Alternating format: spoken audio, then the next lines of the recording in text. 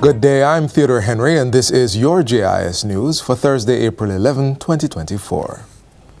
The Jamaica Constabulary Force JCF has rolled out its Beat Officer Patrol Division, BOPD, within the Kingston and St. Andrew Metropolitan Region, with plans for expansion into other urban centers across the country in the near future. The division, which falls under the Public Safety and Traffic Enforcement Branch, PSTEB, is expected to further bolster public safety by strengthening community policing efforts. The disclosure was made by Commissioner of Police Dr. Kevin Blake during the JCF's digital press briefing on Tuesday.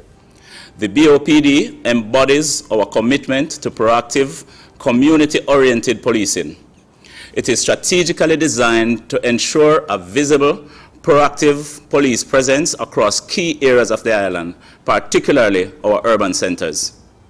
Our aim is to deter criminal activities through high visibility and reassurance, while ensuring effective traffic management for the smooth flow of vehicles and pedestrians alike.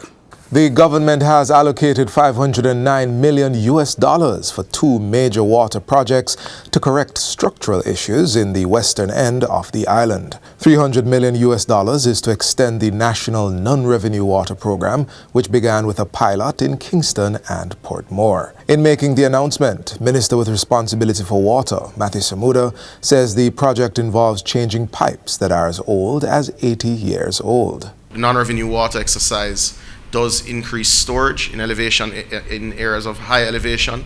It does have main replacement. It does install pressure monitors, and it does put in new measures at the household level by way of your meters, digital meters. So it changes the entire network, and it does digitize the network, and we're better able to manage your supply. The second project is the $209 million Western Water Resilience Strategy that looks at development required from Trelawney to Savannah-Lamar in Westmoreland. For this, the minister says, there are two components, running a line from Martha Brae to Montego Bay and another from Racees to Negril. This is expected to add significantly to the resilience of water supply in the western end of the island. Meanwhile, members of parliament are to each distribute 100 water tanks within their constituencies on a needs basis. Minister without portfolio in the Ministry of Economic Growth and Job Creation, Senator Matthew Samuda, says the MPs will be given data to help determine the areas of need. He explains that the metrics of the utility footprint and the NWC's map of municipal water systems will be used to gather information, which will be delivered to Parliament at the appropriate time. Minister Samuda stresses that the government will be targeting both urban and rural areas not served by the National Water Commission and those with degraded water infrastructure. He reveals that while the budget is available, the housing boom has caused a high demand for water tanks, which is affecting availability. We've ensured that we're approaching it in such a way that those who are most in need and most vulnerable and most water insecure get first.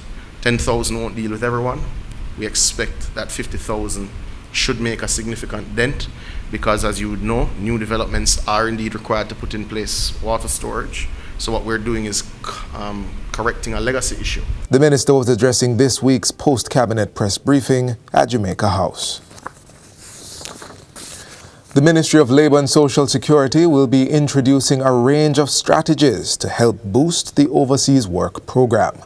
These include building the capacity and employability skills of workers through human resource development and training. Portfolio Minister Pernell Charles Jr. gave the update during this Tuesday's sitting of the House of Representatives. And we have discussed it several times, and we got the support of colleagues on the other side in terms of introducing tools that will allow for us to have best fit and suitability for persons to also be better informed of what they're going to in terms of work. He says the ministry will be collaborating with the Heart NSTA Trust to prepare persons for work through employment readiness training. We are pursuing the Memorandum of Understanding with Heart with the perspective that those persons who do not make it to Canada or to the USA but have an interest and have the competence, they will be able to say, all right, if it is the lack of ability to read that made you not eligible, then let us put you in a reading program. If it is the lack of understanding of farming that made you ineligible, let us help you with that. And finally, students at Kingston High School have been better equipped to explore their musical talents and passions, thanks to a donation of instruments by the Ministry of National Security. The items, which were supplied through the Ministry's Music, Sports and Technology (MST) initiative, are worth more than $1 million. The donation consists of keyboards, acoustic and bass guitars, amplifiers, a mixer board, microphones and stands, drums and percussion instruments.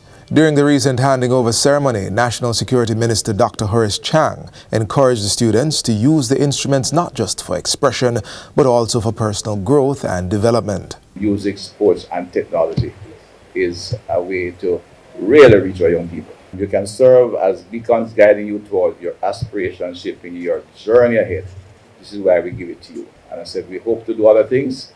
I want to see the opportunities that these resources can afford you. Acting Vice Principal of Kingston High School, Sashana Gordon, praised the ministry for the donation, which she said would help nurture the next generation of musicians. Whether it's a set of instruments, sheet music, or other equipment, each contribution contributes to the enrichment of our educational experience. Together, we will continue to create a vibrant and enriching environment where every student can thrive. The Ministry of National Security's Music, Sports and Technology initiative forms part of its anti-violence campaign, which involves promoting community engagement to disrupt criminal activities. And that's it for JIS News Today. I'm Theodore Henry. Thanks for watching.